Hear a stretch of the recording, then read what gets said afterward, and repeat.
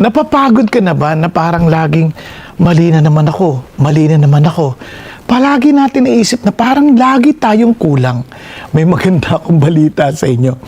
Dahil itong mensahe na ito, magpapaliwanag yung laya natin dahil yung pinag-uutos ng Diyos, yun ang magdadala sa atin sa totoong solusyon ng kalayaan at kasiglahan sa buhay na hindi na tayo kailangan matakot pa dahil alam nating ang pag-ibig ng Diyos ay hindi nagbabago kahapon, ngayon at magpasawalang hanggan. Alam nyo, hindi ito dahil sa atin, kundi dahil sa kanyang kabutihan. Kaya pakinggan ninyo ang video na ito sapagkat dito makikita natin ang pagmamahal na walang katapat mula sa Panginoon. Hindi dahil sa mabait ka, kundi mabait siya.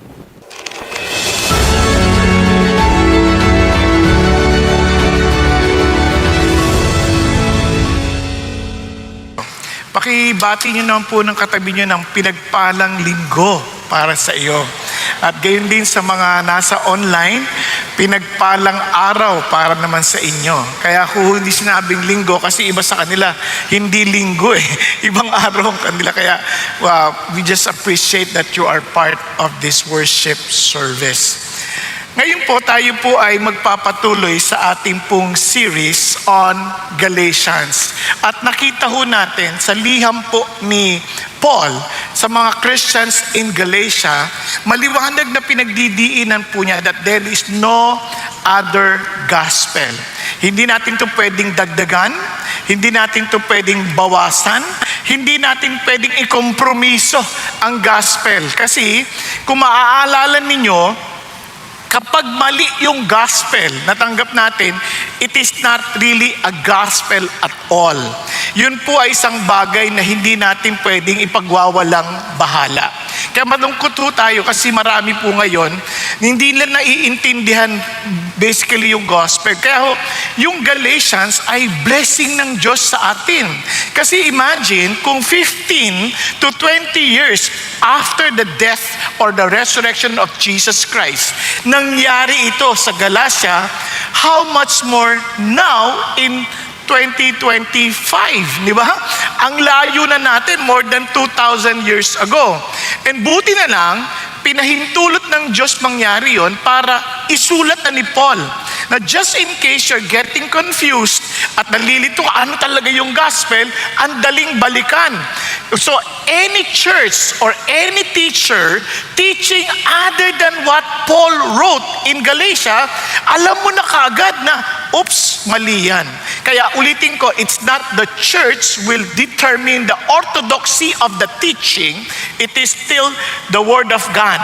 Kaya in this case, ang gandang checkin kasi yung gospel ng Galatia consistently parang presented maging sa Old Testament hanggang sa panahon ng New Testament. Even the other apostles affirmed what Paul was trying to express, to convey. So, importante ho yun. So ngayon, itong Galatians na to, napakaganda kasi tayo po as humans, we have the propensity to drift from grace. Yung bang nagsisimula natin, bumabalik tayo sa ating default mode. Sasample lang ko kayo. Ako po, matagal na ako nagmamaneho ng sasakyan. At the age of 10, nakapaghawak na ako ng manibela. Kaya maaga akong nagda-drive. Ang problema ko lang, hindi ako mabuting driver. Masama akong driver, masingit ako, madali. Kaya nga kung pwede ko lang lagyan ng sticker ko, lalagay ko doon yung sa sticker ko, CCF Pastor JP. Parang ganon. Hindi yung pangalan ko. Para kung sakali mo mapagbintangan, hindi ako. Biniro ko na si Pastor JP dito. Pero total, sa English naman niya, kaya hindi niya masyadong naintindihan niya sinabi ko. So, ganun ho yung aking ugali. Nag-jeepney driver ako. Kaya alam ko ho yung hindi magandang ugali, no? There was a time na nagmamadali na ako. I'm trying to be better driver by God's grace. So, nagtatry ako maging mabagal, maging hindi pala singit. Pero one time, talagang sobrang late na ako. May kasabay pa nga ako sabi ko, okay lang bang mag-S mode? Sabi niya, ano yung S mode? Parang iniisip niya sports mode, gano'n, di ba? Kasi nga, iniisip ko kaagad na, kailangan mabilis na ako kasi ayoko malate. Tapos nung ganyan na, ano yung S mode? Sports mode ba yun? Hindi. Selfish mode. Na? Kasi bumabalik ka ulit sa default mode mo ng pagiging tao. And kasi nga nakakalimutan natin that this life is no longer ours. This life belongs to Jesus.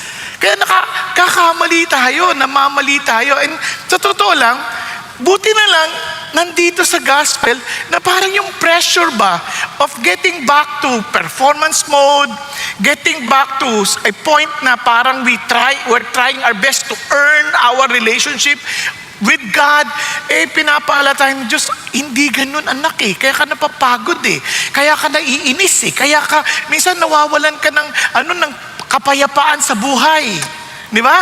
Kaya tingnan po ninyo ito, naranasan nyo na po bang yung naggagamit kayo ng cellphone dahil sa kagustuhan mong makatanggap, yung meron kang inaabangang tawag, nilalagay mo sa ring, yung ringer on, tapos bumabalik sa silent?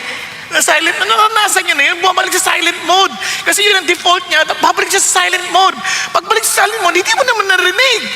Ganon tayo minsan as Christians na parang andun na yung gospel ringer, pero ang tendency natin, bumabalik na naman tayo doon sa mode na parang gusto natin, yung gospel ringer na we live by God's grace, we live by faith, we rest in Christ. Biglang babalik naman tayo, I must impress God, I must show Him I am worth it. Di ba? Minsan gusto ko ipatunayan sa Diyos na karapat dapat ako sa Kanyang presence. I must perform to stay in His favor. Gusto ko magpakitang gilas ba? Yun, gaya minsan, unconsciously, di ba? Nare-reject natin yung pinaka-essence ng gospel. Di ba? Ngayon ganun din, itong batang to, bura ng bura. Kasabi ng teacher, napansin niya, ba't ka bura ng bura? Hindi ka tuloy makatapos. Sabi niya, alam mo anak, wala kang problema when it comes to knowledge. Matalino ka, maalam ka. Ang problema lang, you're trying to be perfect. At kung kaya't, wala ka na nagawa lalo. And minsan we have that tendency as Christians, walang problema, alam mo yung gospel, alam mo that God loves you as you are. And yet, dahil naisip mo parang, hindi parang may kulang parang nakakaya kay Lord, hindi, mali na naman ako, talagang mali ka. Pero sasabi ng Lord, you don't need to prove anything. I accepted you because of my Son, Jesus Christ, not because of you. Naku po, kaya kailangan mapaalalahan tayo. Ganin din yung nagbayad na ng pero may nagbayad ng kanyang kuryente. So, opisina, paid in full. Sabi niya, sigurado ka? Mayan-maya, tinitingnan niya yung bill. Totoo ba to? Bayad na ba talaga to? Chinecheck niya, magbayad ka kahit konti para sigurado lang tayo. Isang ganyan na ganyan din ng ating. When Jesus Christ declared Tetelestai, sabi niya, it is paid in full. We're still trying to say, baka kulang. Bayad din tayong konti. Magdagdag tayo ng mas malalim pang prayer. Magdagdag tayo ng maraming D-group. Hindi ko sinasabing masama mag-D-group, but hindi yan kasama sa pagiging ligtas. Nakuha ninyo, it helps us to grow in our relationship with Jesus, but it is not a requirement for you to be saved. Hindi ko muna sa D-group ka na, save ka na. Para ka lang nilagay sa aquarium na hindi ko muna sa aquarium ka na, magiging isda ka na. Di ba? Mai-enjoy mo lang kasi Christian ka na. Kaya iba hindi nag-enjoy sa D-group. Sabi, ay, puro chismosa sila doon.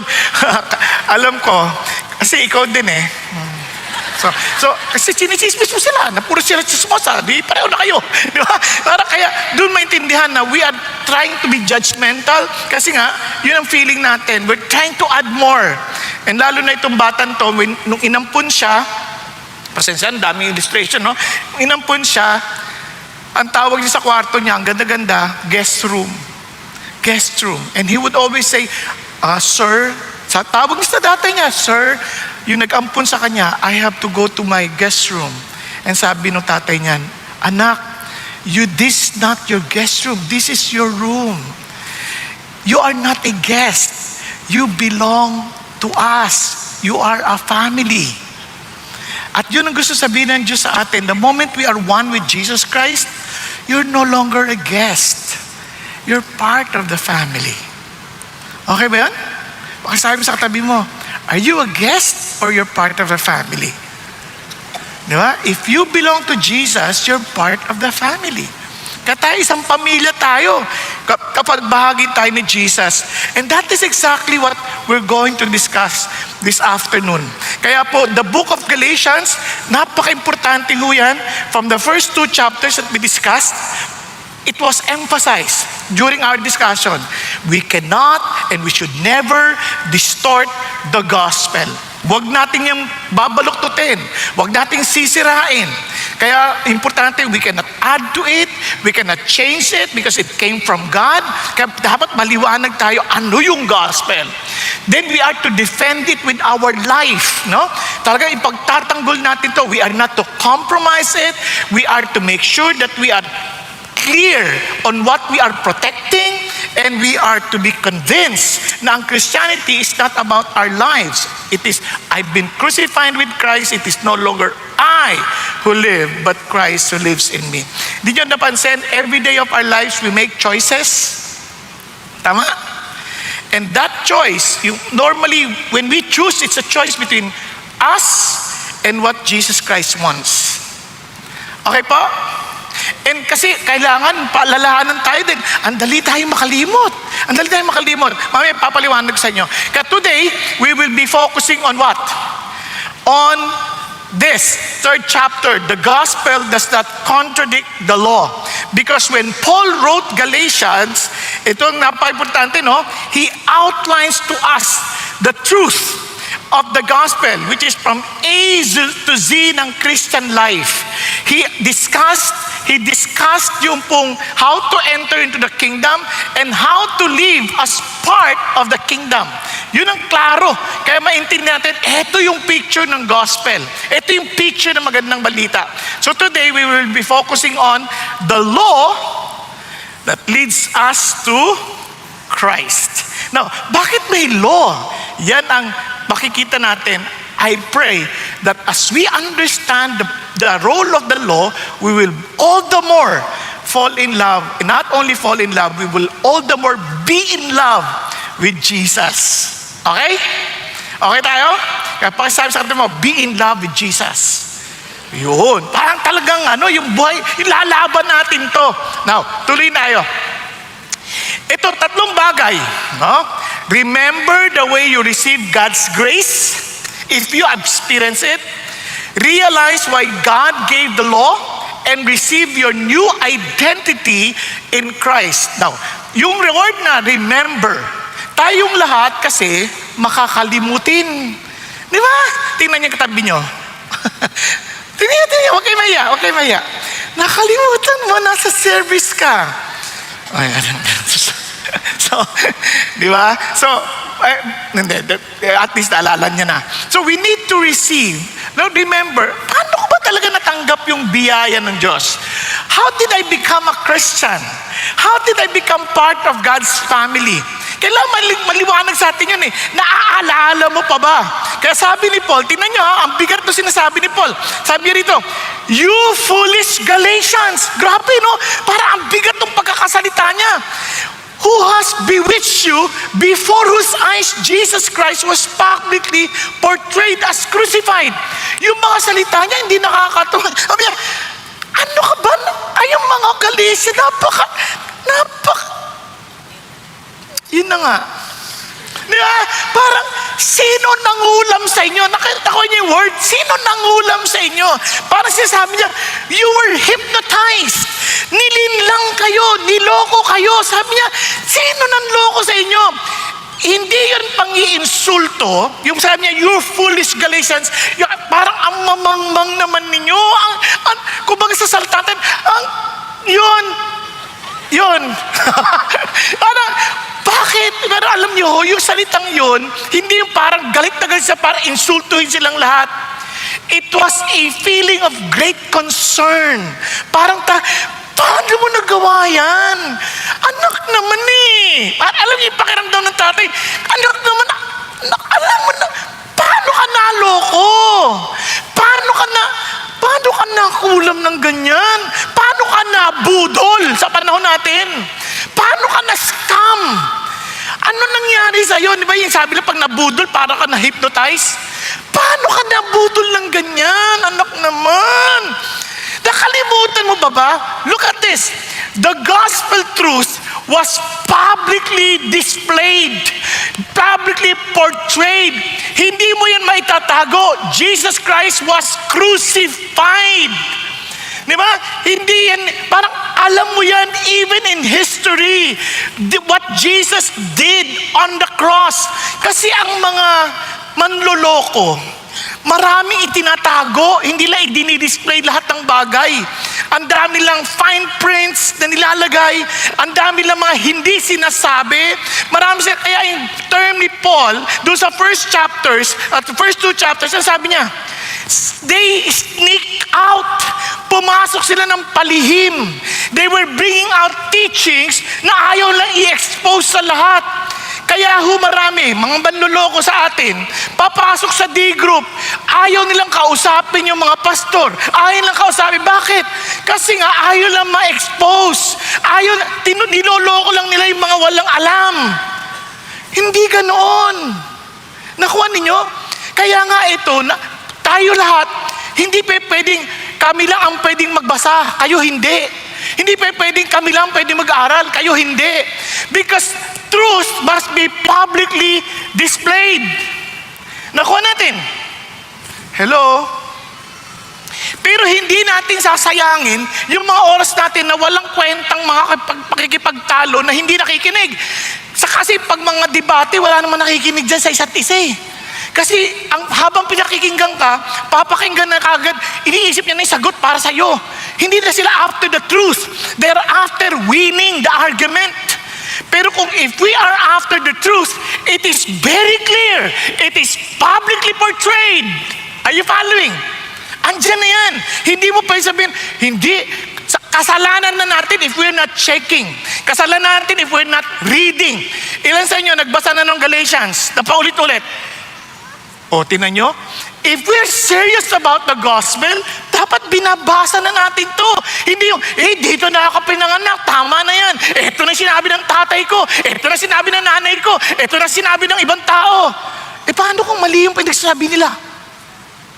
It only shows sometimes that we are not really loving the truth. Kasi sabi sa Thessalonians, alam nyo, ba't sila naloko? Because they do not love the truth. Pag hindi mo mahal ang katotohanan, even God Himself will send a deluding spirit so that you may believe what is false. Type nyo ba yan? Be honest. Talaga bang mahal natin yung katotohanan that we want to understand? Alam nyo, kahit nag-aaral ako sa biyaya ng Diyos, hallelujah. Alam nyo bakit? Hindi ako basta nakikinig sa teacher. Pinag-aaralan ko pati sinasabi ng teacher. Kaya naalala ko kasi wala akong sariling libro. Dahil mahirap lang kami, nangihiram lang ako sa library. At nag-aaral ako kahit ibang libro, inaaral ko. Tapos tinatanong ko yung teacher. Pag nag-exam kami, di baling mali ako sa sagot. Basta ipapaliwanag sa teacher, ayon kay ganito, ganyan. Sir, yung solution niya parang mali eh. Naalala ko, there was an instance, ganyan, exam namin eh. Sabi ko, sir, ayon kay ganito, kay Masin Uzri, mga ganyan, nagkukot ako ng mga author. Sabi niya, yung solution ninyo, iba. Doon sa sinasabi niyang principle. Oh, the problem with you, Mr. Saking, you are reading a lot of books. You stick to our textbook. Because the reason why we're using our textbook, because that's what we trust.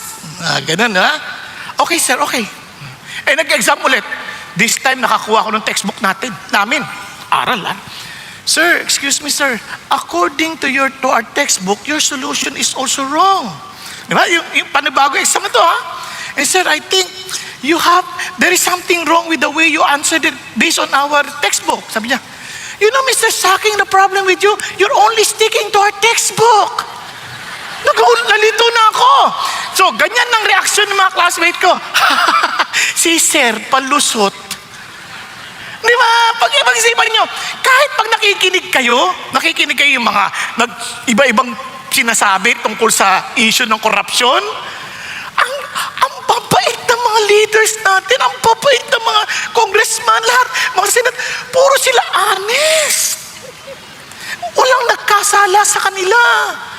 Napansin nyo, pareho ng mga Pilipino because they are our representatives.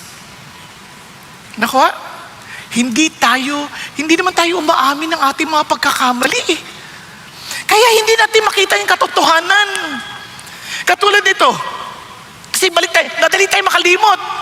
Naalala ko, nung kailan ba yun? Sa kahapon, I was praying. Sabi ko, Lord, ba't ako nasasaktan? Bakit ako bumabalik sa ganitong pakiramdam na nasasaktan ako? Tapos sabi niya, mayabang ka kasi. Pag nasasaktan ka, mayabang ka. Di ba tao lang ako? Talaga lang normal na nasasaktan? Oo, kaya lang hindi ka na naniniwala na ako may control ng lahat ng bagay. Kaya try mong i-control ng sarili mo. Kaya ka mayabang. Okay, sige. Humingi akong tawad, iyak-iyak pa ako. Sa sobrang pressure ng dami kong schedule, nung gabi, mayroon akong hindi kasali sa schedule originally na nabigla ako. Mayroong uso na pala ngayon yung tinatawag na gender reveal, no? Yung nire-reveal yung surprise yung baby, kung lalaki o babae. Pero praise God din yun, at least hindi na sila magdidesisyon pag napainganak na. Hindi niya nakuha, no? Di ba? So, at least it was revealed, di ba? So ito na ako. Sinabihan ko na yung asawa ko, sweetheart, magdadala na ako sarili kong sasakyan. Kahit magbabike lang ako. Kasi sigurado ko matagal yan. Ang dami ko pang gagawin. Sabi niya, hindi na, sama-sama na tayo. Mabilis lang to. Sabi ko, ito na nga po yung mabilis. Alam niyo, ako, hanggat kaya ko, ayaw ko makipagtalo sa mga ganyang bagay. O, sige na, punta tayo. Ito na. Pagpunta doon, patagal na nga ng patagal. Ang daming program. Di ba? Kala ko mabilis lang. Tapos sabi niya, sweetheart naman eh, para sa anak mo to. Pagmamahal natin sa kanila. Tapos Lord, amen. Kaya siyempre pagmamahal. Pasok na, naintindihan mo na. Nagsalita na ako. Mami, ang konti, ang tagal na naman. Tapos, tinan niyo pa, ang dali makalibot, di ba? Kanina lang kasasabi lang ng Lord, dahil sa pagmamahal, gawin mo. Ngayon, babalik ka na sa kayabangan. Ano ba? Hindi pa makitapos. Sa loob mo, hindi pa makitapos. Bumabalik na naman yung pagkatao mo na maiinis ka na naman. Ang tagal-tagal. Kasi alam niyo sa totoo lang, pagdating ko sa bahay, siyempre, wala ako ng choice. Pinaalala ng Lord, ano ka ba naman anak? Tutulungan naman kita eh. Siyempre, ang hirap po maghabol ng yung aayusin may PowerPoint. Kasi gusto ko may PowerPoint na maganda para hindi kayo natutulog. Kaya inaabot na ako ng mga 12:00, hindi pa ako tapos. Sabi ko, Lord, paano ko ba gagawin to? Pray ako. Tapos sabi niya, anak, matulog ka na. Yung mga tao, tulog na. Matagal na. Kaya ikaw tulog ka na rin. Magpahinga ka na. Kasi unang-una, the Lord gives to His beloved even in their sleep. I want you to rest. So tulog na ako. So what I'm trying to say is this, ganun tayo kadali makalimot. Ang dali natin makalimutan sa Jesus Christ was insulted on the cross. Ang dali natin makalimutan na Jesus Christ suffered on something that He did not commit. About a sin that He did not commit. Kaya it was publicly portrayed. Nagkakaninyan? Kaya tayo agad apektado. Kaya mapansin nyo, balik tayo. And I praise God na yung salvation is really by grace, not based on our performances. Kasi kung performances lang na to, wala na tayong pag-asa. Hindi na tayo magiging Christian. Hindi na tayo maliligtas. Not one of us will be saved. Di ba? Okay ba yan? Tuloy tayo. Tingnan niya. This is the only thing I want to find out from you. Balik tayo ulit. Did you receive the Spirit by the works of the law? Or by hearing with faith? Para sinasabi niya, ang sinatanong niya, nung naging Christian ka ba? Dahil sa mabait ka? Dahil sa mga pinaggagawa mo? O dahil sa nanampalataya ka na si Jesus Christ died for you? Hindi na sinasabi niya, obviously the answer is, it was by faith. Tama? It was by faith. Parang it's a question, parang answerable by, it was by faith. Parang sinasabi niya kagad, malinaw na, di ba? Pero bakit tayo ganito? Bakit kailangan ng Espiritu? Remember in Romans, kung naalala pa ninyo yung ating aralin doon, No one can ever please God unless the Holy Spirit is in him. And everyone who does not have the Spirit of God does not belong to Him. Kaya ang Christianity is evident by the Spirit of God. Nakuha natin. Kaya it is a supernatural life. It is not something na inimbento natin. You become, your being has changed because of the presence of the Spirit of God. Kaya nga, I've been crucified with Christ. It is no longer I who live. Paulit-ulit yan eh. Now, balik na tayo dito. It's by faith. Natuloy pa tayo. Sabi niya, are you so foolish? Have you having begun by the Spirit? Are you now being perfected by the flesh? Parang ganito, nagsimula ka sa Espiritu, nagsimula ka sa by faith, pagkatapos sasabihin mo, ikaw nang bahala para i-maintain mo kung ligtas ka o hindi. Ganun ba yun? We cannot perfect it on our own flesh. Kaya nga sabi ni Jesus, I am the author and the perfecter of your faith. Nagkakadin yan. Hindi kumbaga, nagsimula ako kay Jesus, tapos ako nang bahala magtutuloy. Kapag hindi nag-fail ako, I'm dead. Hindi ganun.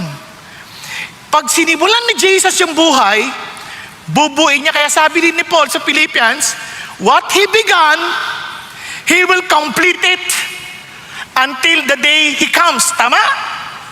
Nakuha ninyo? Kaya nung naging Christian ka, nagwo-worry ka, Lord, tanggap mo pa ba ako? Mahal mo pa rin ba ako? Anak naman, minahal ba kita dahil kaibig-ibig ka? Remember, you love me because I first loved you. Minahal kita, sukdulang ka ng sama noon, naalala mo? Ngayon namatay na ako sa iyo, sasabihin mo, hindi na kita mahal? Pwede ba magbago pa yon? Kung yung wala ka pang napapatunayan, minahal kita eh. Ngayon pa, magbabago ang aking pagtingin sa'yo? Naintindihan? Pakisabi sa katabi mo, asa ka bang mahal ka ni Lord? Di ninyo, ayaw yung tingnan yung katabi nyo eh. Parang natatakot kayong malaman na, hindi. Hindi, totoo lang. Ikaw ba, confident ka na mahal ka ni Lord? Alam nyo, maraming Christian hindi confident. Pag binasa nyo si John, matutuwa kayo. And the disciples whom Jesus loved. Ganun siya magsulat. Sino naman tinutukoy niya? Siya. Siya naman nagsulat dun eh. He was so confident that he is loved by Jesus. Kaya pagka tinanong sa sarili mo, ikaw confident ka ba? Mahal ka ni Jesus? Yes. Yes? Meron ba? Yes? Yes. Hindi ka convinced eh. Ulitin ko ha. Ikaw, kumbinsido ka ba? Mahal ka ni Jesus? Di ba? Yung iba, yes! Parang Indian eh. Yes! Pero anyway, dapat kumbinsido tayo kasi bakit? Kasi that is exactly the point. Obviously, we began by faith. We receive the Spirit, then we experience the miracles and transformation of the Lord. Di ba? Kaya then, sabi niya, does He provides you with the Spirit and work miracles among you? Do it by the works of the law or by hearing with faith? Di ba? Kasi ang yung mga nag-i-sneak out, tinasabi nila, okay, gusto nyo talaga ma-experience yung fullness ng God, salvation ng Diyos, you need to be circumcised. That's based on the covenant law ng mga Hudyo. You need to follow this, mga rituals. You need to follow this, laws. Dapat, to earn. There's nothing wrong about those laws. Ang problema, you have to do all of this para ma-earn mo yung favor ni God. And sabi ni Lord, hindi nga ganun eh. You already earned it. Nasa iyo na yun eh. Bakit ka pa maggagawa na naman ng kung ano-ano para lang makuha mo yun? Hindi. If ever you will do what is morally correct, it was just because it is part of the nature of a new being. Part ng being yun, parang hindi mo mababago yun. Naalala niyo yung kwento ng Scorpio, yung sumakay sa likod kasi tatawid siya eh. Sabi niya doon sa turtle, yung pagong, sabi niya, Manong Pagong, sakay mo naman ako, tawid mo sa kabilang ibayo. Ay, wag na. Tutusukin mo lang ako, di patay ako. Pag tinusok ka na, di patay tayong dalawa. Malulunod tayo. Sabi niya, oo nga naman. Sige na, sakay ka na. Sumakay na. Hindi pa nakakalayo, tinusok na siya. Ba't ako tinusok? Mamamatay tayo. Hindi ko alam, nature ko atay. Nature niya kasi na manusok. It's something, if you become a Christian, yung nature mo, magbabago yun. Kaya magtataka ka, yung dating tuwan-tuwa ka, ngayon hindi ka na natutuwa. Nung hindi tayo Christian, paano tayo magkwentuhan? Pare ko, inuman, wala. Ilan na yun, no? 3 bote lang, wala yan. Isang case. Nga, ganun pa eh. Ang hinawan naman uminom. Ako, 2 case. Payabang pe. Di ba? Bisa pa. Oh, yan, yung babaeng yan. May asawa ka na pare. Well, papatunayan sa'yo, wala sa asawa. Akin yan. Payabang pe. Pero ngayon hindi, para kang Joseph. Nung naging Christian ka, para ka ng Joseph, di mo maintindihan bakit?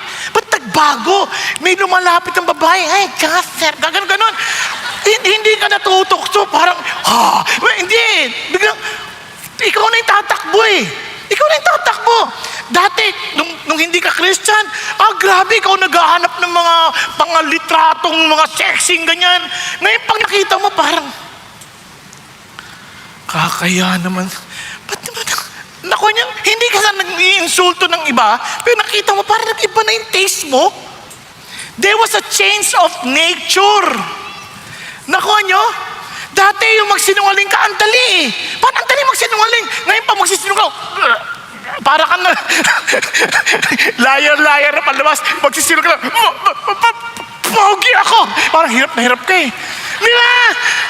Nandiyan yung ibig sabihin. Parang there's something different na nakukonsensya ka hindi maintindihan. Bakit? Because there's something became alive in you. The Spirit of the Lord, your own spirit became alive in you. There's a change of heart. Nagkakaintindihan? Kaya yun ang sinasabi ng Lord. These miracles, na-experience nyo ba yan? Because you are, because of the law or because of by faith? Are you following? Kaya sabi na niya, kaya tama sabi ni Timothy Keller, the gospel is not good advice. It is good news. What kind of news? About Christ has already done. Ginawa na lahat ni Christ para sa iyo at para sa akin. Amazing, no? Di ba kayo nagpapasalamat niyan?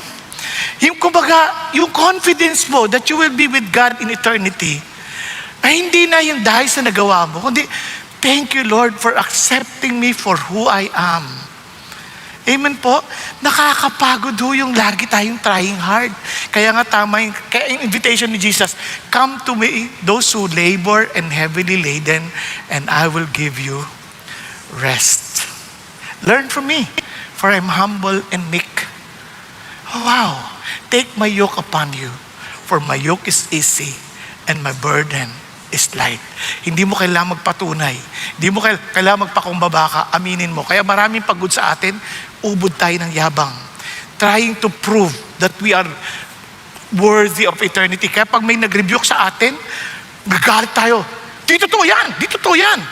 Pero kung alam natin makasalanan tayo at niligtas na tayo ng Diyos, pag sinabi sa atin, ganun ba? Thank you for telling me. Thank you. I have an opportunity to improve. Nakuha? Now, hindi ko sinasabi automatic lahat yan ha. Dahan-dahan nangyayari yan. Dati ganun din ako, nagre-react ako, sabi ko sa asawa ko, how can I be a better husband to you? Ay, wag na, magagalit ka. Ba't na ako magagalit? Nagalit nga ako. Nagalit. Sabi ko, ay, patay. Nagalit nga ako, tama siya. Doon pala ang problema ko. Nagagalit. Hindi ko matanggap na magagalitin ako. Until one day, pinapakita ng Diyos yung dahan-dahan. Lumalabas pa minsan-minsan, pero hindi na katulad ng dati. Nakuha ninyo? Dati, laging galit. Ngayon, gagalit na lang. Tapos, paminsan-minsan na lang. Tapos, bigla na lang. Malaking pagbabago, ibig sabihin. Ibig sabihin, malayo na. Hindi na yung may checklist ka ng gospel. Hindi yung may performance list ka na. May requirements ka na. Nagawa ko na to. Kaya iba, pupunta sa service, hindi para makilala si Jesus, kundi ma-check yung, oy, nakapagsimba na ako. Okay na ako. Oy, nakapag-fellowship na ako. Oy, nakapagbasa na ako ng Bible. Oy, nakapag-pray na ako. Nag-checklist tayo na parang, ay, salamat. Nakapag-share na ako ng gospel. Christian na ako. Hindi. Ang dami ko ng reward sa langit. Hindi ganon. Thank you, Lord, for the privilege that you're using us. Amen? Thank you, Lord. Yan. Kaya ibang-iba. Kaya balik tayo sa Galatians. Sabi niya, even si Abraham, ito amazing, no? Ngayon, balik tayo. Kasi maraming tatanong, paano nung Old Testament? Ganun pa rin, hindi nagbago yan. Tingnan niyo. Even so, Abraham believed God and it was reckoned. Yung word na reckoned, parang accounting term na ibinilang na, inimpute na sa kanya na siya ay righteous. Ibig sabihin, siya ay ganap na katanggap-tanggap sa Diyos. Siya ay napawalan sala. Ikinonsider na sa kanya yon. Fully paid na siya, kumbaga sa ano. Kaya yun sabi niya, even so, kahit si Abraham, ang tagal na nun ah. Oo, sa totoo lang.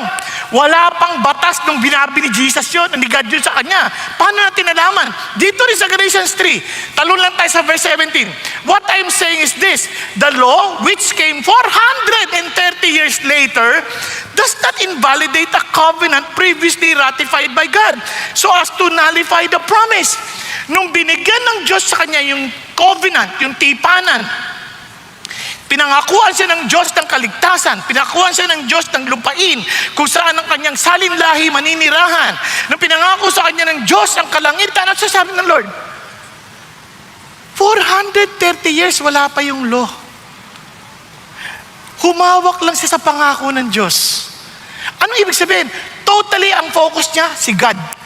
Hindi yung ano yung magagawa ko para ma-please ko si God. Hindi. Si God lang ang focus ko. Wala nang iba. Naintindihan? Andiyan pa tayo. Kaya balik tayo dito. Kaya sabi niya, imagine, wala pa yung law. Ito pa. Brethren, I speak in terms of human relations. Even though it is only a man's covenant, yet when it has been ratified, no one set it aside or its condition to it. Ano sabi niya? Yung nagawa ng covenant si God, kasi noon, yung covenant, yung mga kontrata, kapag na-ratify na, ibig sabihin, pag napagtibay na, may witnesses na, hindi mo na pwedeng baguhin yan. Hindi mo na kung sa panahon natin, ganyan na nga di ba? Hindi mo pwedeng basta baguhin yung kontrata. Pag napirmahan mo na yan, na yung kontrata, may witnesses, yan na yung kontrata. Hindi mo pwedeng baguhin yan. Noong panahon nila, mas mahigit. Kasi yung mga Hudyo, noong panahon na si God nakipagkontrata kay Abraham, hinati yung hayop. Ang idea, sino man sumuway, doon, hahatiin din yung katawan into two. Kaya may blood covenant na tinatawag. Pero when God did that covenant with Abraham, pinatulog din si Abraham. Si God lang ang dumaan sa gitna. Kaya it was only the Lord giving His own Son, Jesus Christ, whose body was broken for you and for me. Yun ang covenant ng Diyos. Wala tayong part doon. Kung sa atin, recipient lang tayo ng blessing ng covenant. Nakuha niyo? Sobrang, wow! Amazing! Sabi niya, hindi na yan pwedeng baguhin. Kaya tama si Bob Daffindo. Sabi ni Bob Daffindo, the law came later. Nauna na yung law, later pa yung law. Kumbaga, dito na yung pangako ng Diyos, yung law, saka pa yan. Sabi niya, it cannot cancel the earlier promise. Hindi niya na mababago yung pangako ng Diyos. And sabi niya, therefore, salvation must still be by promise, not performance. Nagkakadiyan, parang isang mama, nag-apply ng trabaho. First day niya ng trabaho, tinanggap na siya. Tapos nagulat siya, pagtingin niya ng kanyang bangko, binayaran na ako agad. Wala pa ako nasisimulan. Sabi nung, tagpunta ka agad yung mama. Sa HR, kausap niya HR, sabi niya, ma'am, parang mali po yung, binayaran na po ako, wala pa ako nagagawa.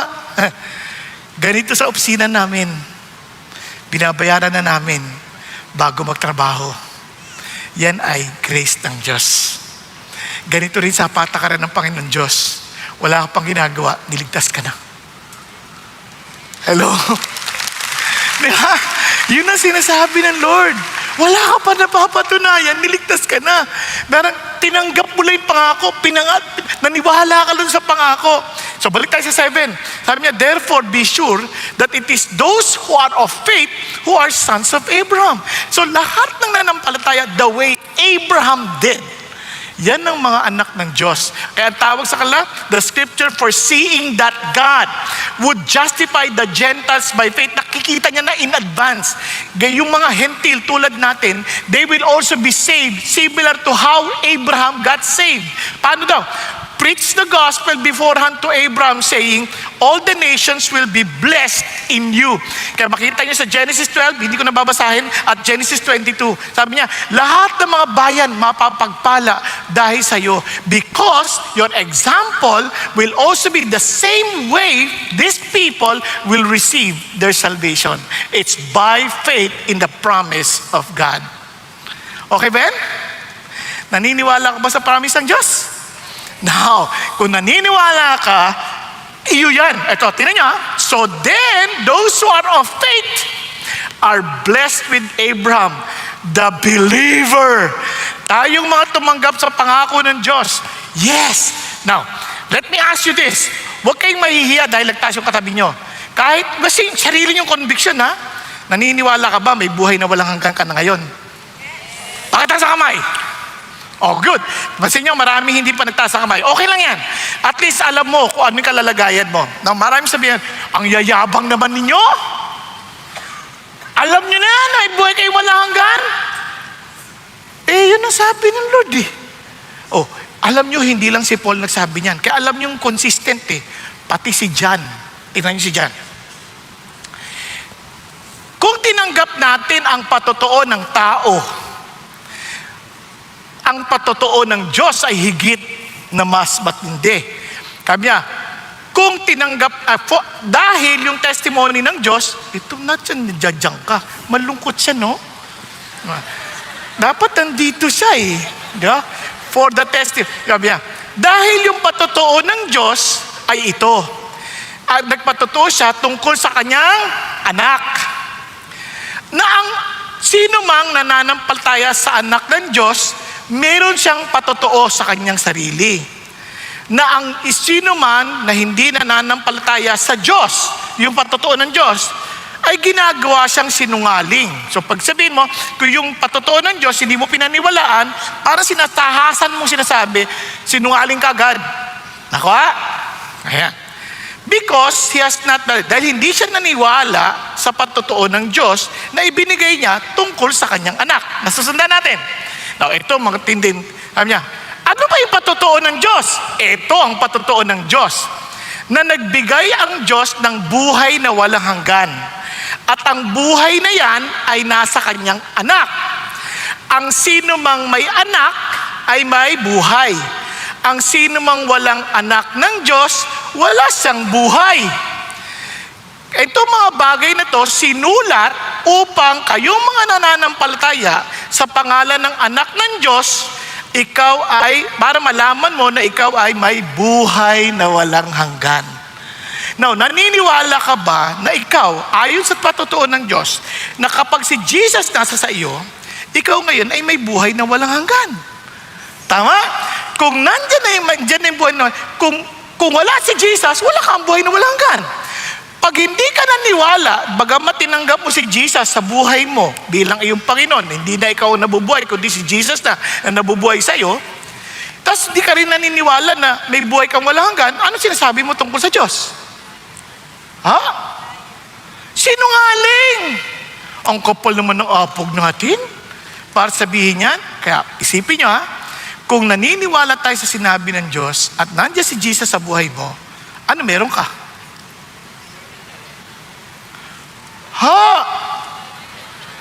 Buhay na walang hanggan. O, tanong mo yung katabi mo, ikaw ba naniniwala ka ba may buhay na walang hanggan ka? Nandiyan na ba si Jesus sa buhay mo? Yan ang tanong sa atin. Kasi kung wala si Jesus, kahit sabihin mo may buhay na walang hanggan ka, wala ka nun. Pero kung nandiyan na si Jesus sa buhay mo at alam mo na si Jesus talaga ang Panginoon mo,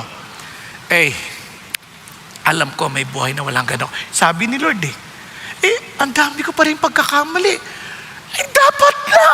Dapat lang na maintindihan mo hindi tayo mape-perfect. Di ba, one day mape-perfect ka pero in time sa Lord na yon. Pero ang mabagay, hindi ka sinless, but you will notice something new.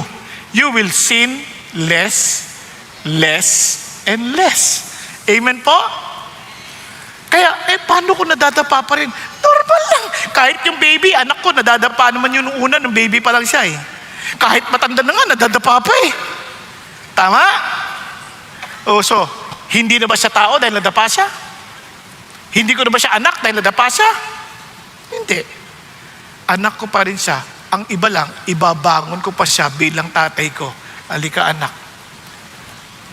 At tayo magpatuloy maglakad. Hello? Yan ang Christian life. Yan ang Christianity na sinasabi ng Panginoon. Di ba? Ang sarap isipin yan. So balik tayo. Sabi niya, for as many as the works of the law are under a curse, for it is written, cursed is everyone who does not abide by all things written on the book of the law. Sino mang hindi sumunod sa kautusan ng batas, sinusumpa yan.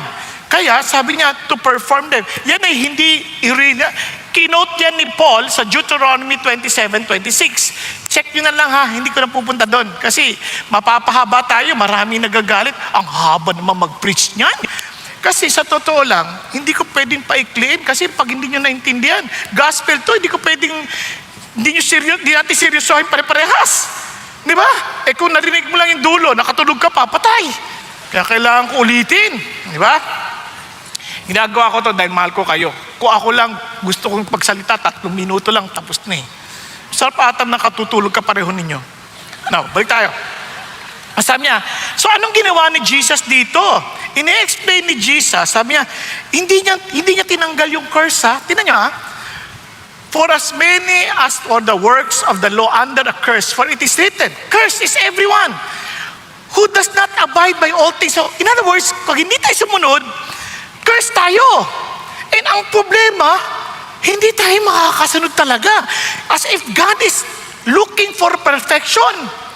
Kaya sinabi ni James ito, si James naman ang nagsabi, for whoever keeps the whole law and yet stumbles in one point, he has become guilty of all. No, wag na tayo lumayo.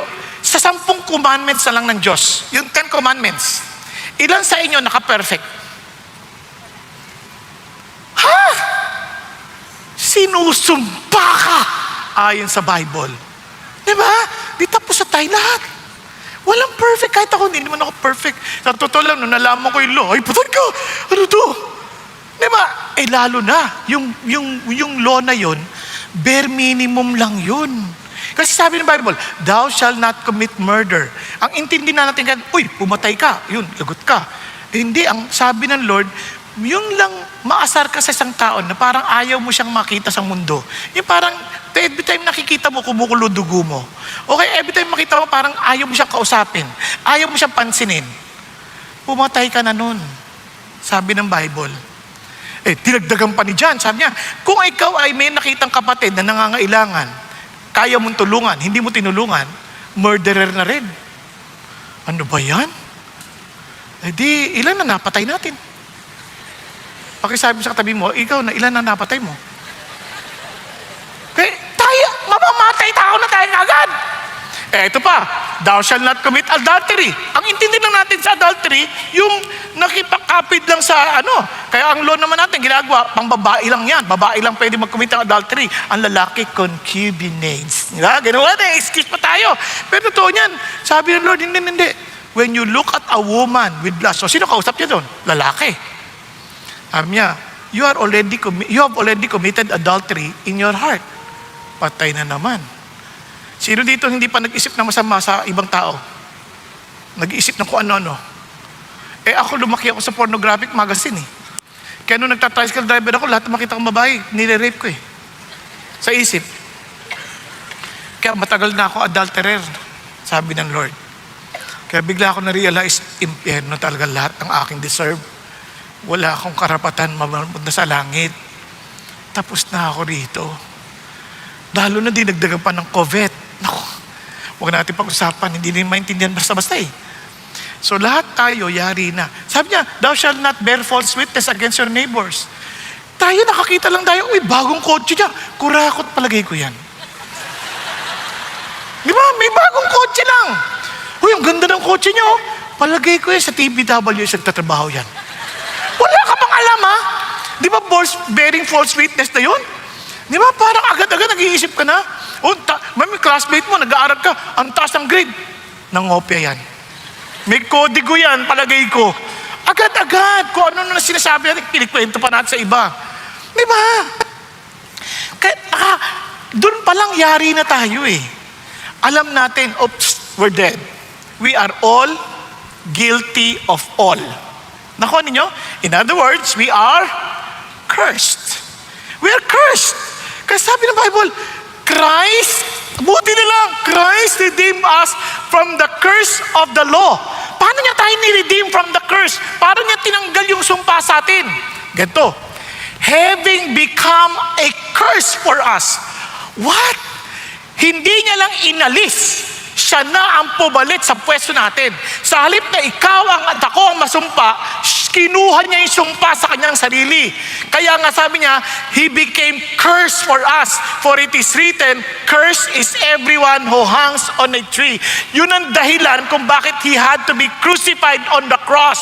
Publicly portrayed para maintindihan natin that He took the curse from us. Instead na tayo, siya na. Pero mo biglang wala ka ng sumpa. Theologically speaking, yung standing mo biglang naging ayos. Psychologically speaking, biglang nagkaroon ka ng kapayapaan. Di ba? Sa totoo lang, pag sinabing, Pastor, totoo ba yung sumpa? Kasi sinumpa ako dati ng nanay ko eh. Sinumpa ako dati. Di ba lagi kang nababagabag? Biglang sasabihin ng Diyos sa'yo, wala ka ng sumpa. Kinuha ko na yon. Kaya wag mo intindihin kung sinumpa ka ng nanay mo, hindi ka makakapag-asawa. Hindi ka nakakapag-asawa dahil wala nanliligaw sa'yo. Yun lang ang dahilan. Hindi dahil sa sumpa, kundi dahil sa realidad na kulang talagang lalaki para sa babae. Nakuha. Pero isang bagay lang tatiyakin mo, hindi lalaki kung ikaw babae ang magbibigay ng kaligayahan sa'yo. Kung ikaw may lalaki, hindi babae magbibigay ng kaligayahan. Lalong hindi yung kapareho mong kasarian. Tanging si Jesus lamang ang magbibigay ng totoong kaligayahan. Paano ako nakakatiyak? Marami nakapag-asawa, hindi masaya kung hindi lang dahil kay Jesus. Naintindihan po? Kaya ang susi, si Jesus pa rin. Bakit? Kinuha niya yung sumpa theologically and psychologically. Amazing Savior. Kaya sabi ng Lord, in order that in Christ Jesus, look at the words, the blessings of Abraham might come to the Gentiles so that we would receive the promise of the Spirit through faith. Ano yung sinasabi ni Lord? That Abraham is blessed with the city built by God. And we're blessed that we will be there also in eternity. A city founded by God Himself. Yung blessing ni Abraham, blessing mo din. Atin na yan. Kaya very confident tayo to come to God in prayer. Confident tayo to ask God kung ano yung guidance sa atin just to keep us safe and talagang parang at peace. Naalala ko nung January, nung kinasal yung anak ko, nagpe-pray ako kasi gusto ko rin naman po magkaapo, di ba? Kinasal na. Nagpray ako. Sabi ko, Lord, bibigyan mo kami ng apo ha, kasi gusto ko po nung yung apo na magagamit nyo the way you used me in the ministry. Kung ipapahintulot yung nangusap ang Diyos. Next year, may apo ka na. Sabi ko, talaga? Oh, it's a boy. Maliwanag. Sinabi ko sa anak ko, next year, magkakaapo na ako. Tapos sabi nung kasama ko sa namin, payong kapatid. Kung hindi nyo pa narinig, meron kami payong kapatid. Yung host namin, kasi walang anak, sabi ko, alam mo, sinabi sa akin ng Lord, next year, may apo na ako. Pastor, paano mo natiyak? Basta, sinabi na ng Lord sa akin. Tapos ito na, pagdating ng sinabi ko pa, March, nagbigay pa ako ng petsa eh. Ay, hindi yung buwan. Sabi ko, mga bangdang March, kanyan. O di, yung anak ko, iyak-iyak, hindi pa rin ako buntis. Hindi pwede mo buntis agad kasi March eh. Patas yan bilang. So, pagdating ng mga Hulyo, nagpe-pray ako ulit, Lord, baka mali dinig ko ha. Huwag mo ko papaya, dineclare ko na. Sabi niya, kung kahit mali ka, hindi ka kailangan mapahiya dahil ako pa rin ang didesisyon, hindi ikaw. Oo nga, okay. Pero buntis na anak mo. True enough, July, buntis na yung anak ko. O, di ba? Tapos, papahula pa kung babae o lalaki. Di ba? Alam ko ng lalaki kasi nag-uusap na kami ni Lord, di ba? Palagay ko, hindi naman magbabago isip ni Lord, no? Tapos, kahapon naghulaan, lumabas ng gender reveal. Oh, lalaki. Oh, di ba?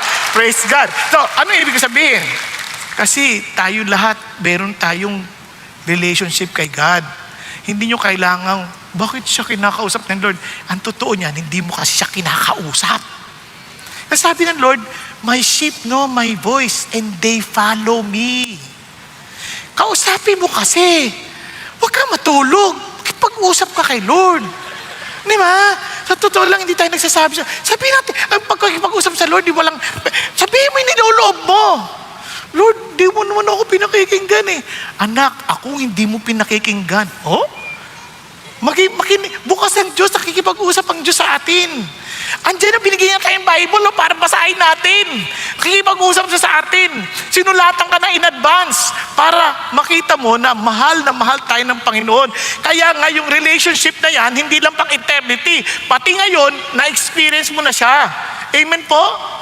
Kaya sinasabi ko sa inyo na, now that no one is justified by the law, in other words, hindi ka mapapawalan sala because of the law, before God is evident, for the righteous man shall live by faith.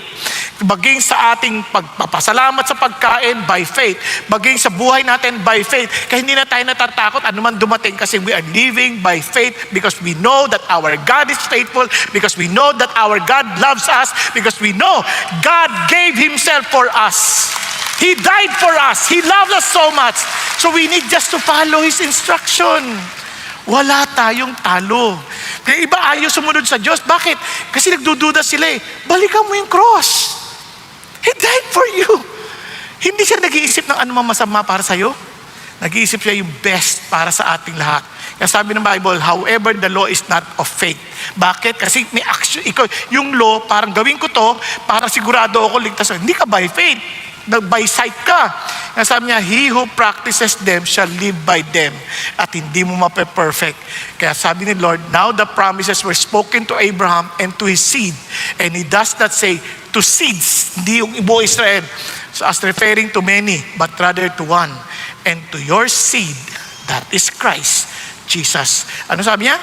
What I'm saying is this, the law which came 430 years later does not invalidate a covenant and previously ratified by God so as to nullify the promise. So sabi ng Lord, for if the inheritance is based on law, it is no longer based on promise. Kasi based on law na eh. But God has granted it to Abraham by means of a promise. Binigay ng Lord yan dahil nangako siya. Wala pang napapatunayan si Abraham. Amen? Are you following? Kasi si Lord nakafocus siya kay God. Now, bakit may law pa? Ayan. Kaya realize why God gave the law. What was God's purpose? Kaya yun yung tanong din niya eh. Why the law then? Bakit may law? It was added because of transgressions, having been ordained through angels by the agency of a mediator until the seed would come to whom the promise has been made. Bakit daw? Binigay yan kasi sa kasalanan. Ano ibig sabihin ni Paul nila? Para i-reveal yung sin. Kasi kung wala yung law, hindi natin malalaman na makasalanan tayo. Hindi natin malalaman na tayo, rebellious tayo sa Diyos. Di ba? Kunyari, kung ikay nagda-drive, wala namang stop sign. Di ba? Paano malalaman na nag-beat ka ng red light? Wala namang stop sign. So hindi mo alam na mali yun. Kaya tuloy nagkabuti ka magkabagaba. Bakit? Kasi walang huminto. Wala namang kasing batas na sasabi nun eh. Pero nung nalaman mo na, ayun, masama pala yun. Kasi baka madisgrasya yung iba. So everybody has to follow the law. Nakuha ninyo? So yun ang sinasabi niya. Kasi pinapakita natin, kasi bakit? Lahat tayo swapang. Lahat tayo makasalanan. Gusto natin tayo lagi una. Tama ba? Kaya pag nag-red, bakit kasi yun nandiyan dyan? Tingnan lang darating ako red. Ano gusto mo lahat green sa'yo? Ano yun eh? Ano ka?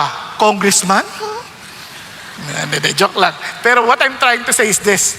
Ang punto dyan, dahil makasalanan tayo, we need to know what sinners.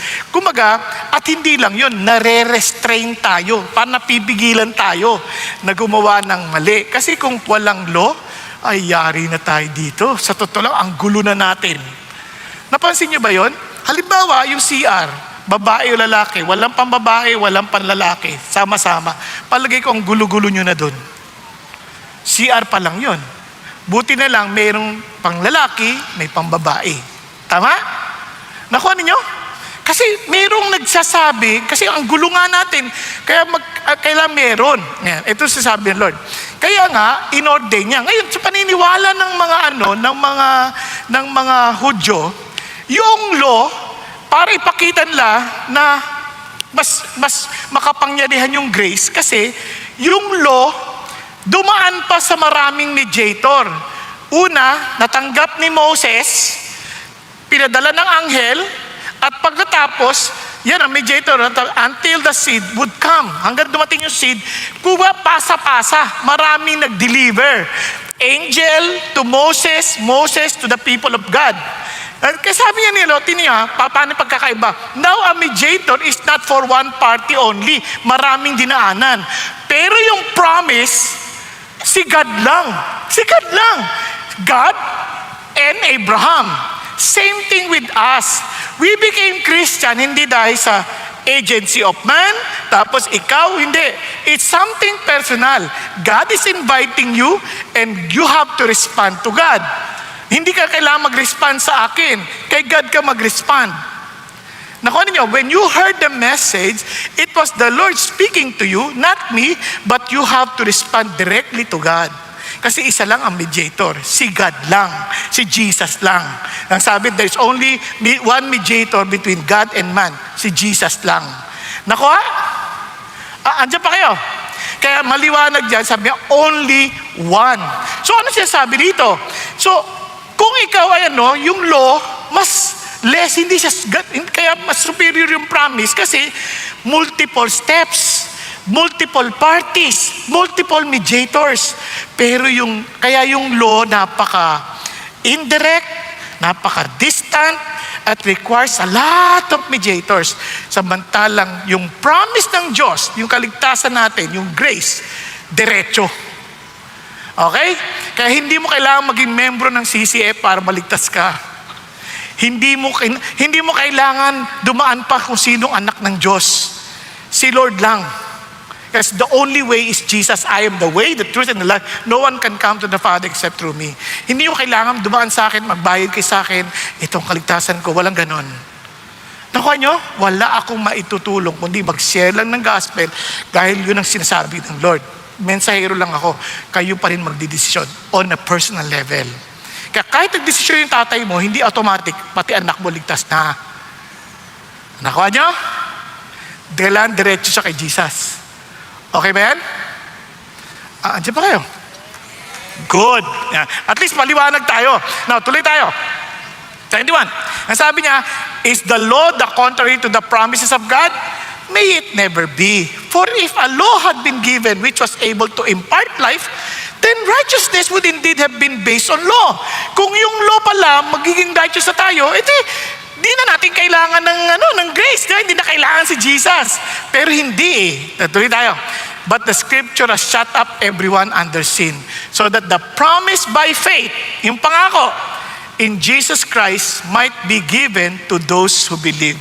Kaya doon mo intindihan, if we understand fully na wala tayo maidadagdag doon, yung promise tatanggapin mo lang, ay sobrang ginhawa.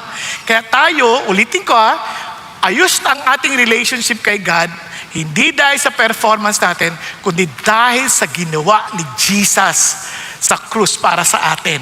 Are you following? Kaya ang kulit-kulit ni Paul. Natuloy pa tayo. But before faith came, we never kept in custody under law, being shut to the faith which was later to be revealed. Ano sinasabi niya? Yung law, nag-e-expose sa atin. Parang ano yan, no? Parang MRI. Ang MRI. Pagka nagpa-MRI ka, malalaman mo yung problema mo. Pero hindi ka magagamot. Iba yung procedure ng paggagamot. Parang katulad doon sabi nung yung anak niya, napilayan. In X-ray, kita nga, bali yung buto. Pero, yung X-ray, hindi nagpapagaling ng pagdudugtugin ulit yung buto. Ganon din ang ginawa ng law. Ito yung law, nalaman natin makasalanan tayo. So, kailangan natin ng solusyon. Si Jesus yung solusyon. Nakuha? Yun yung good news.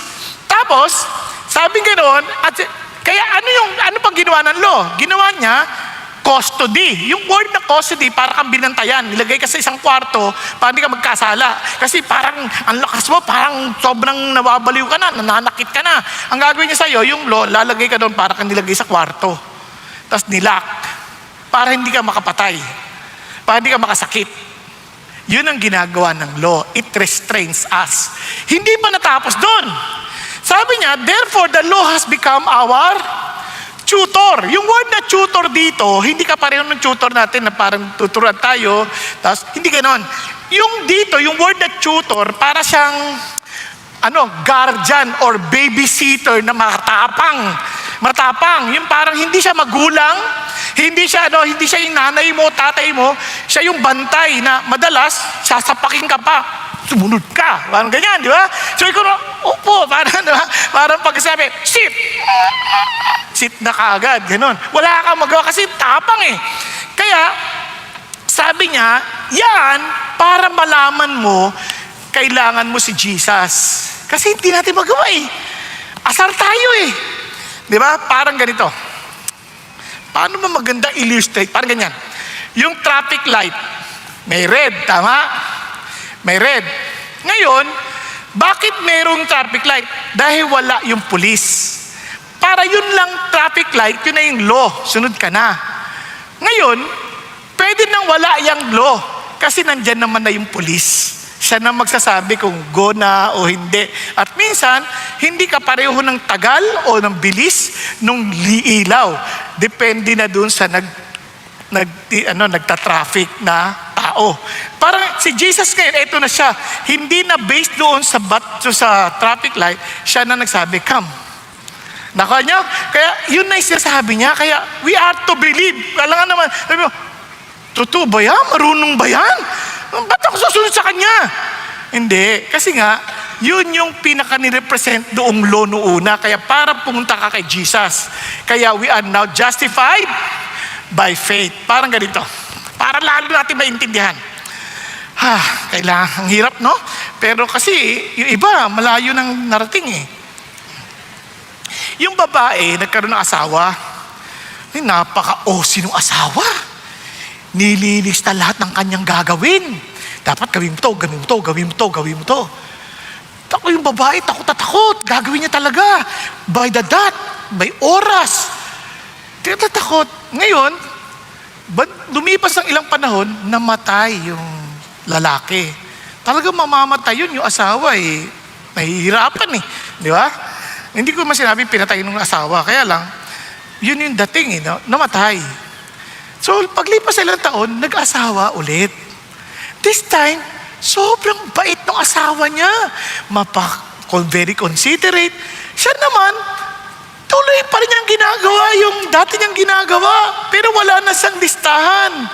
Tapos hanggang sa isang araw, habang naglilinis siya ng drawer, nakita niya yung listahan. Sabi niya, ito yung listahan ko noon. Pero ginagawa niya pa rin. Pero hindi na dahil sa takot niya sa asawa niya dati, kundi dahil sa asawa niyang nagmamahal sa kasalukuyan. Nakuha ninyo? O anong pinaka-moral ng story?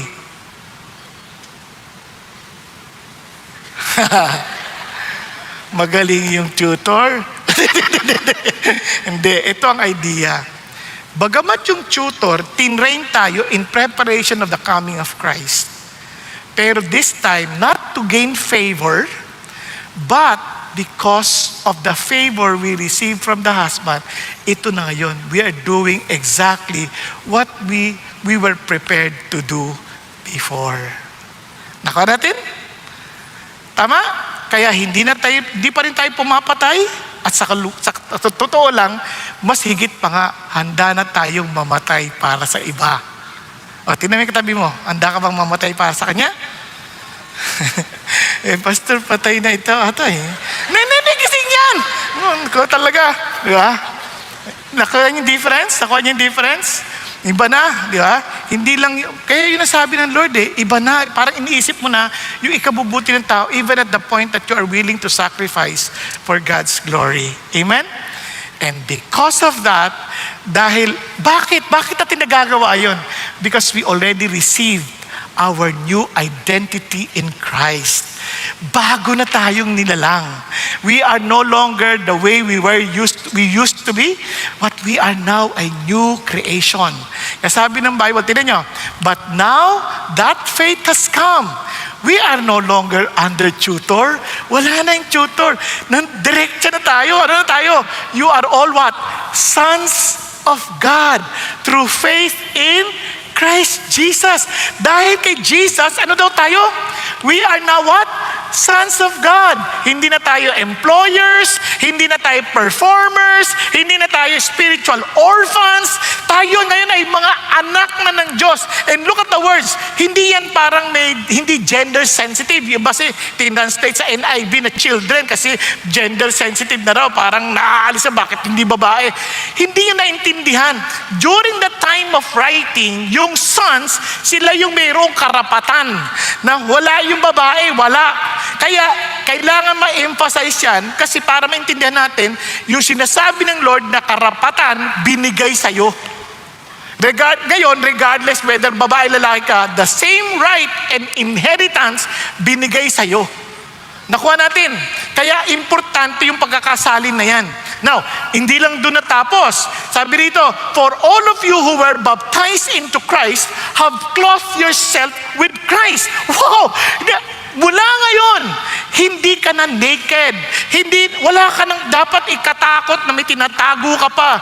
Because every time God looks at you, He sees you as Christ. Because we were clothed. Di ba? Clothed by Christ Himself. Para kang naalala nyo si Jollibee? Yung yung Jollibee, ang cute.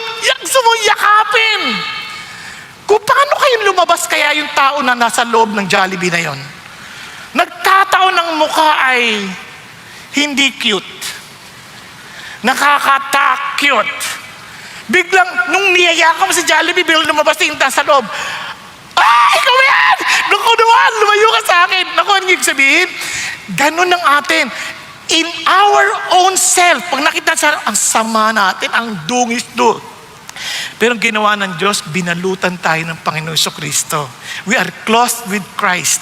And from now, every time God looks at you, hindi niya nakita yung kasamaan mo. Nakita niya si Jesus. His very own Son. Kaya nga, pag tiyatanda, anong feeling pag marami nagpapalitrato sa'yo? Tinanong ko dati yun eh. Anong feeling? Mascot. Because they do that because of Jesus, not because of me. Kung ako lang, hindi niyo ako type. Dahil lang sa nakita niyo, dahil akala niyo, kay Lord to, servant ni Lord. So, because I'm a servant of the Lord, naiisip niyo si Jesus, hindi ako. Pero kung ako lang palagay ko, hindi niyo ako magugustuhan. Ako alam ko. Kasi, minsan, paggising ko sa umaga, ano ka ba? Magsipilyo ka na. Alam mo na kaagad eh. Nakuha natin. Minsan, maghapon ka na. Iba na yung amoy mo, ang asim na. Di ba? Pero dahil kay Jesus, ang halimuyak ng Diyos, ang ating naaamoy. Amen?